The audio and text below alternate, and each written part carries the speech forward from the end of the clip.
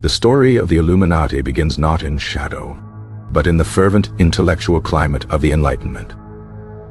On May 1st, 1776, a young professor of canon law named Adam Weishaupt founded the Order of the Illuminati in Bavaria.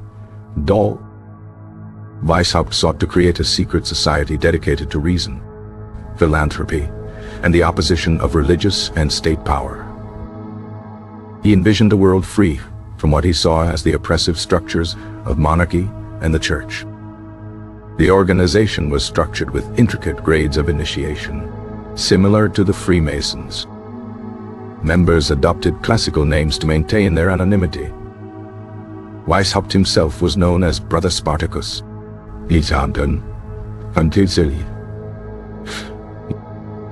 The society's symbol was the owl of Minerva, representing wisdom. Their initial goal was to attract the most brilliant and influential minds in Europe. They sought to place their members in positions of power and influence. The order grew slowly at first, confined to a small circle of intellectuals. A major turning point came with the induction of Baron von Nigge in 1780.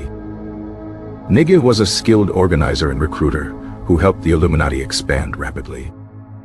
He reformed the rites and helped the society appeal to a wider audience, including nobles and clergy.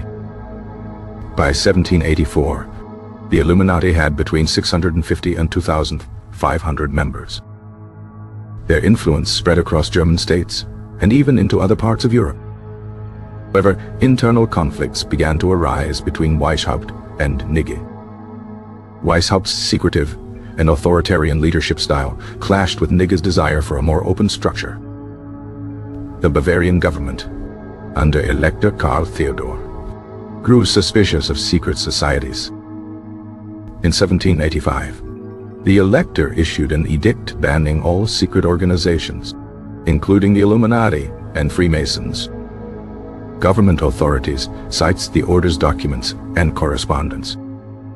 These papers revealed their radical ideas and ambitions to the public. The exposure created a widespread moral panic. Weishaupt was dismissed from his university post and exiled.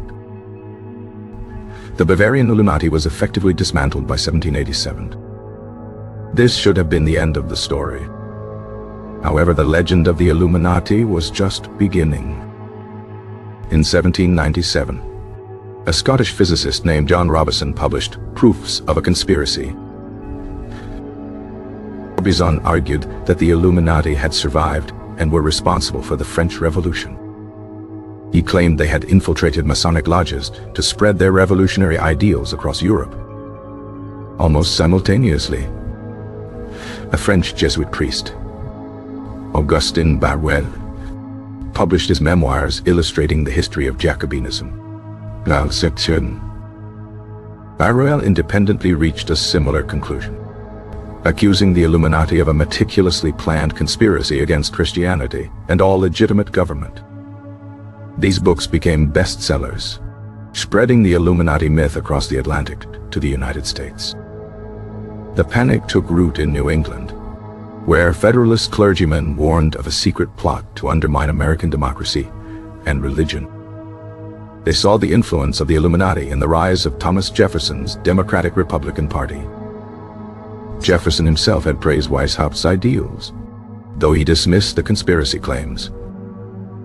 The fear eventually subsided, but the idea of the Illuminati as a powerful, shadowy cabal never truly disappeared. The myth lay dormant for much of the 19th century, a historical curiosity. It was revived in the 20th century, often intertwined with anti-Semitic tropes. Esther Webster, a British author, wrote books in the 1920s linking the Illuminati to a global plot for world domination. The infamous forgery. The Protocols of the Elders of Zion was often cited as evidence of this grand conspiracy.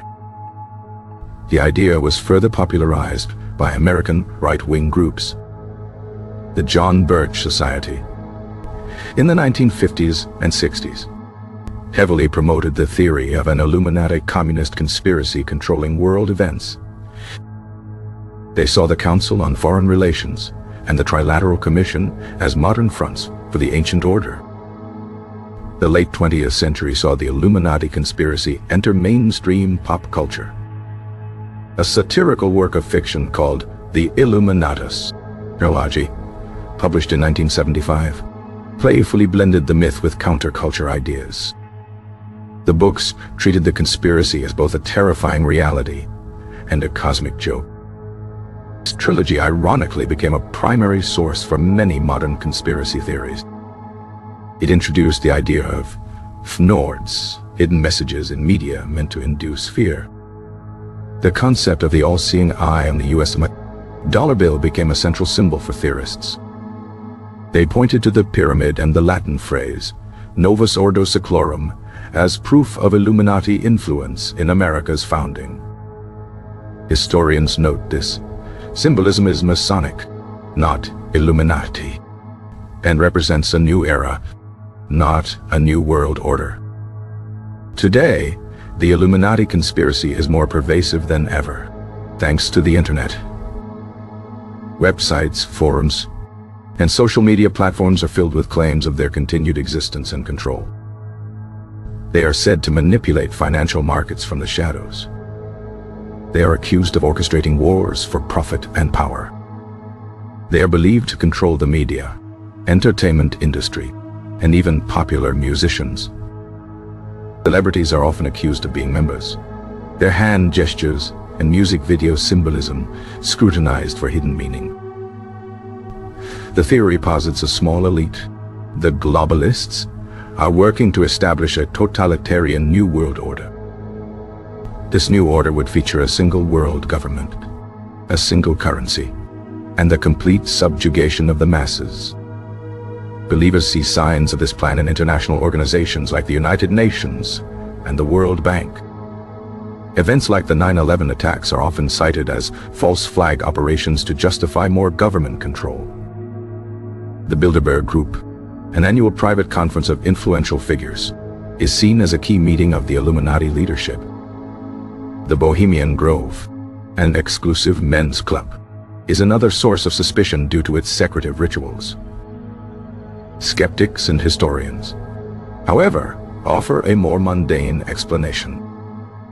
They argue that the historical Bavarian Illuminati was a minor, short-lived phenomenon with no lasting impact.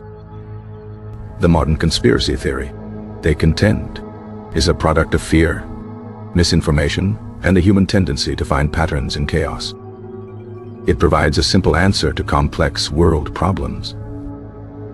Blaming a secret cabal is easier than confronting systemic issues or random chance. The theory thrives on confirmation bias, where believers only seek out information that supports their existing views.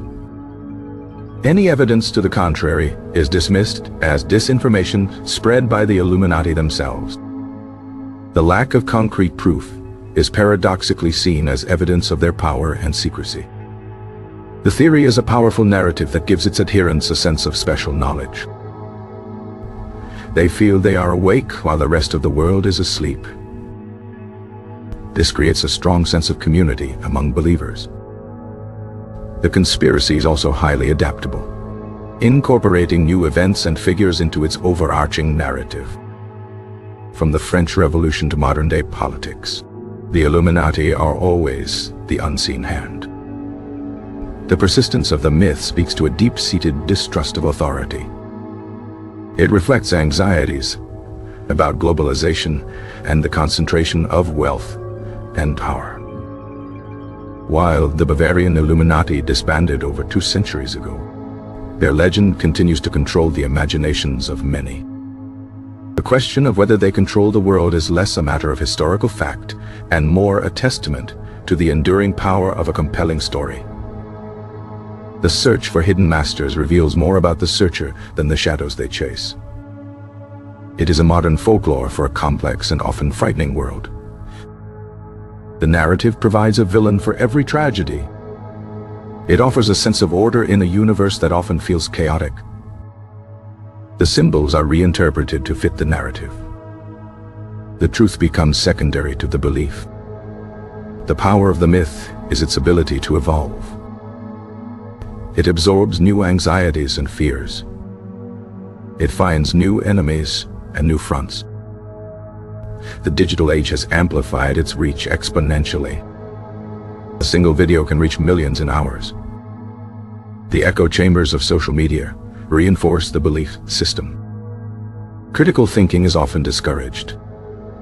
Questioning the narrative is seen as a sign of being part of the conspiracy.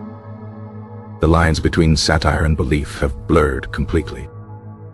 What started as a joke in the 1970s is now accepted as fact by many. The Illuminati are a scapegoat for personal and societal failures. The world stage is their playground. The wars are their creations. Financial crises are their tools. The media is their mouthpiece. The schools are their indoctrination centers. The entertainment is their distraction. The goal is total and complete control. Every major event is reframed. Every powerful person is a suspect. Every secret meeting is a confirmation. The evidence is everywhere if you choose to see it. The lack of evidence is the ultimate proof. It is a self-sealing logic. It is a fortress of belief. The historical record is dismissed. The expert consensus is ignored. The appeal is emotional, not rational. It is a story of good versus evil. It is a fight for the future of humanity. The believers see themselves as digital soldiers in an information war. They are fighting for freedom. They are exposing the truth. The reality is far more complex. Power is diffuse and multifaceted. History is messy and contingent. There are no simple answers.